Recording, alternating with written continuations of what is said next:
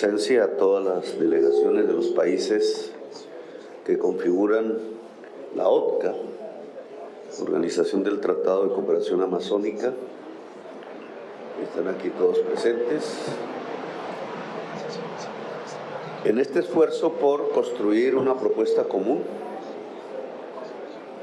ha pasado algún tiempo desde la COP de París, la de Copenhague. Las promesas allí realizadas no se han cumplido, lo cual merece una evaluación desde el punto de vista de nuestros pueblos sobre su quehacer en torno a la defensa de la vida. Porque estas reuniones, estas luchas comunes, estas discusiones incluso, tienen que ver con la defensa de la vida. Concepto simple, pero sin el cual pues, todo lo demás sobra. Así lo decía el Premio Nobel de Economía Paul Krugman ahora en Bogotá, que vino a dar una conferencia en la Universidad Javeriana. ¿Qué sentido tiene hablar de tantas cosas en economía si no se aborda el asunto de la crisis climática? Y en realidad hay una huida de la humanidad en torno a su principal problema, como si se tratase del avestruz, como si al esconder el rostro no sucediera lo que puede suceder si no actuamos. Lo que dice la ciencia es que nos extinguimos. Se extingue la vida, le llaman la sexta extinción. Ya ha sucedido 5 veces antes en la historia del planeta. No se acaba el planeta, no es propiamente una defensa del planeta, él sigue, solo que sin nosotros. Se trata de una defensa de la vida. Y el signo de los tiempos, esta época que nos toca vivir, es y se marca a partir de que no se puede defender la vida sin el cambio, sin la transformación. Y evidentemente es un tema profundamente político. Las corrientes de pensamiento, de acción política que en la humanidad se han construido sobre la base de defender el statu quo, de mantener las cosas como están, pues no tienen hoy sentido, porque si mantenemos las cosas como están, desaparecemos. Luego, el cambio se impone. Y ese cambio, que no está predeterminado, que no está escrito en ningún libro de algún sabio intelectual que pudiéramos leer y alumbrarnos como un faro con sus palabras, lo tenemos que construir entre todos, entre toda la existencia humana. Hoy Europa se ha metido en una guerra. La guerra tiene como fuente unas razones económicas, una de las cuales el gas.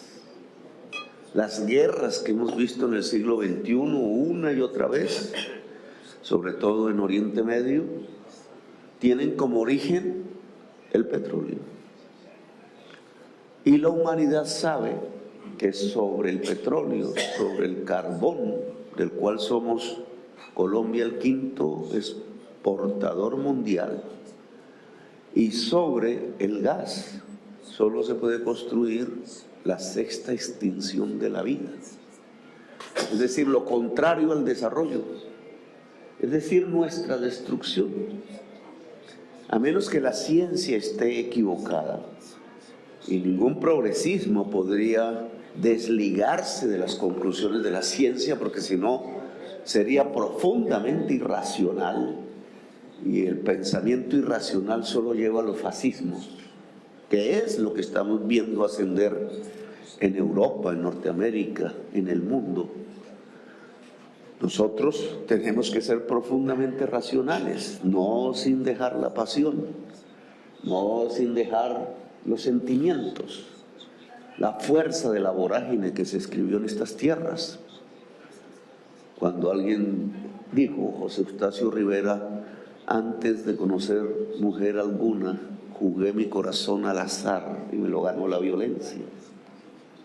Las pasiones indudablemente han sido parte de la existencia del pueblo latinoamericano, pero es la razón la que puede guiar el progresismo. Y la razón hoy dice, a través de la ciencia, que tenemos que actuar, que hay que transformar todo el sistema económico mundial.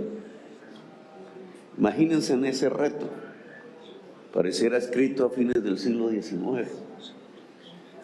Transformar todo el sistema económico mundial es una revolución. Decía ahora, descarbonización es revolución. Quizás no como nos la imaginábamos en años mozos, pero quizás es más profunda de lo que pretendíamos. Porque se trata no solo de una nueva tecnología. Sería simple si la humanidad fuese el reemplazo de tecnologías, sino que esos cambios de tecnología siempre traen aparejado los cambios de relaciones sociales, políticas, del poder. Y aquí lo estamos observando, porque hoy somos conscientes, quizá no tanto antes, que las selvas del mundo, y la selva amazónica es la más grande, son los pilares climáticos fundamentales. El tercero en mi cuenta es la selva amazónica. Se quita ese pilar y es como las columnas de Hércules. La humanidad puede derribar esos pilares y lo que sucede es que el mundo se derrumba encima de ella. Creímos que el desarrollo era tumbar estos árboles, volver potreros este paisaje, meterle ganado, creer que así se progresaba, que el progreso era la destrucción del árbol. Le llamamos al árbol maleza e incluso hicimos monumentos con el hacha que tumbaba los árboles. Hoy eso no es más sino destrucción de la vida. No existe la palabra maleza. Cada especie que nos rodea, vegetal, tiene una importancia, un encadenamiento. Es un mundo intercomunicado de una manera biológica que antes desconocíamos. Colombia tiene la mitad de su tierra en bosques. Creíamos que eso era subdesarrollo. Hoy el planteamiento de salvar esos bosques para salvar la vida siempre se continúa por una discusión. ¿Cuánto nos pagarán por ello? ¿Por qué no hacer lo mismo que hicieron los del norte? Los del norte acabaron los bosques y mataron a los indígenas. Ese es el desarrollo. ¿Tendríamos que hacer nosotros lo mismo? ¿O se está abriendo otra perspectiva completamente diferente? Hay otro tipo de desarrollo que tiene que ver con no tumbar el árbol. Es decir, que tiene que ver con proteger la vida. Ese reto de plantearnos entre nosotros esos caminos, que pasa por unas discusiones dificilísimas. Por ejemplo, ¿vamos a dejar explorar hidrocarburos en la selva amazónica? ¿A entregarlos como bloques de exploración? ¿Está ahí la riqueza o está ahí la muerte de la humanidad? Es una decisión que tendríamos que tomar en común. Obviamente, cada país es soberano. Cada país aquí ha vivido del petróleo, la mayoría. Nosotros hemos vivido del petróleo y del carbón en los últimos 40 años. Y entonces, ¿de qué vamos a vivir? Es la pregunta que se hace en la sociedad. Pues podemos vivir del cerebro, podemos vivir de la ciencia, podemos vivir de otro tipo de desarrollos, podemos vivir de nuestra propia unidad abriendo caminos, podemos vivir del ecoturismo, aquí lo han mencionado, de la bioeconomía. La bioeconomía puede ser un camino de exploración científica y tecnológica tan amplia que podría darnos incluso respuestas desde el punto de vista de la salud humana a muchos temas que la humanidad no se ha planteado. Aquí con nosotros está el tío Darío, está por acá, que es parte de la familia de las niñas y los niños que estuvieron 40 días caminando en la selva, una de ellas con un bebé en hombros. Sin más compañía, hola Darío, sin más compañía que un perro unos días. Se buscó 40 días y se encontraron primero porque esos niños habían aprendido de su comunidad cómo vivir en la selva. Cualquiera de nosotros hubiera perecido. Ellos sabían más que nosotros. Y esa es la importancia del saber ancestral. Y en segundo lugar, porque juntamos dos saberes. El del ejército que estaba entrenado en la ciencia occidental, el satélite, las imágenes nocturnas, etcétera, y el ancestral que simplemente convocaba a los espíritus para que los espíritus de la selva dijesen si entregaban a los niños o no. Y ambos saberes encontraron con vida a los niños. Es decir, que una unidad de la humanidad con saberes diferentes logró la vida. No crearla, sino sostenerla, defenderla. Yo creo que algo así, esa tarea común de la diversidad que se encuentra, es nuestra tarea aquí y es la tarea de la humanidad. Claro, si perdemos los tiempos de la vida en guerras, en codicia, en pensar, y creo que es lo que está sucediendo en el norte, en que puede haber un capitalismo fortaleza al cual no le importa el resto, porque puede vivir sin naturaleza en esa creencia, y por ello construyen muros para que la posible migración, que puede ser de miles de millones de personas del sur al norte, no se dé. Por eso no ha sido cierta la propuesta de los 100.000 millones de dólares anuales. Eso no existe. Por eso en el encuentro de París, que estuvimos con el presidente Lula, los países y presidentes africanos hablaron con mucha claridad, porque así lo decían los economistas, Nicolas Stern, entre ellos, que salvar la vida en el planeta y superar la crisis climática obliga a una inversión de 3.3 billones en términos españoles, latinos, de dólares al año, y 30 veces menos que 100.000 ni siquiera han sido cumplidos. Claro, hablar de 3.3 billones de dólares al año significa un cambio del sistema financiero mundial, significa un cambio de las relaciones económicas mundiales, significa priorizar la vida y no el capital, la vida y no la ganancia. Hasta allá no ha llegado Europa, hasta allá no ha llegado Estados Unidos, hasta allá no ha llegado China, y ellos son los que contaminan el mundo.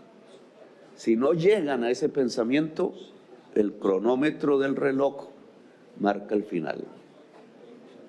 Así que la presión nuestra tiene que encaminarse hacia ese derrotero. Ahí es donde está el progresismo político y la unidad de los pueblos. Transformar ese sistema económico en función de la vida es la revolución de los tiempos de hoy. Es una revolución de la vida.